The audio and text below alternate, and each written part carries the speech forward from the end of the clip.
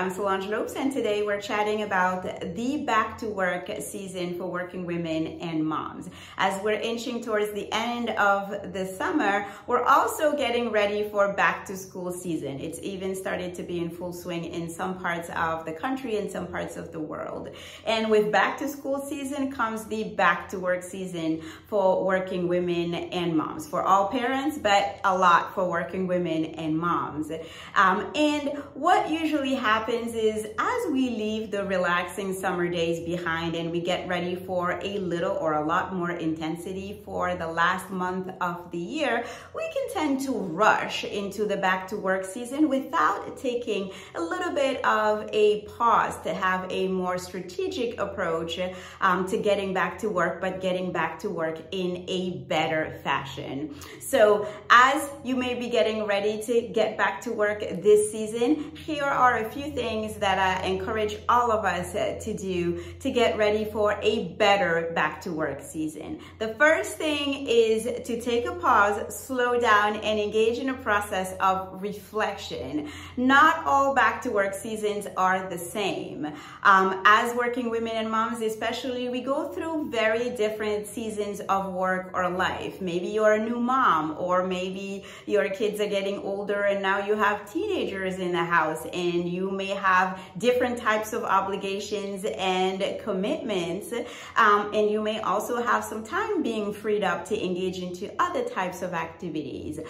Maybe now you're being saddled with additional caregiving opportunities as you're taking care of elderly members of your family. There may be different transitions and changes that may be happening for you in this back to work season. And rather than rushing into it, I encourage all of us to take a pause and really reflect on where we are at in this season of our work and life. What has changed? What is new? What kind of season of work or life are we in right now? What are our needs based on this new season of work and life?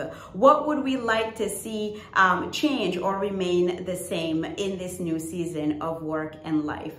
This is a reflection exercise that we should all take some time to do, and it can be as simple as grabbing a piece of paper and just jotting down some notes, or going through a total brain dump and really putting down your thoughts in one place. The second thing that I encourage us to do is to plan. As we reflect on the season of work and life that we're in, it's also a good time to start planning for some changes in this back to work season. Those may be changes to our work arrangements, whether we're asking for more flexibility at work, a remote schedule, or a hybrid work arrangement, whether we're thinking about pivoting in one area of work or another, or changing industries or changing companies or businesses completely, or transitioning from corporate to entrepreneurship or corporate to academia, right? So these are changes that are necessary to plan for. So I encourage us all to identify at least 3 changes, whether bigger or smaller changes, and write down what is needed in order to make those changes become reality. And last but not least, the third thing that I encourage us all to do is to start implementing those changes. And knowing that the back to school / back to work season is a really busy season for working women and moms, I encourage us to start really small and look at the smallest thing that we can do to address the changes that we've identified earlier through our process of reflection and planning. What's the smallest thing you can start or begin to change in your routine?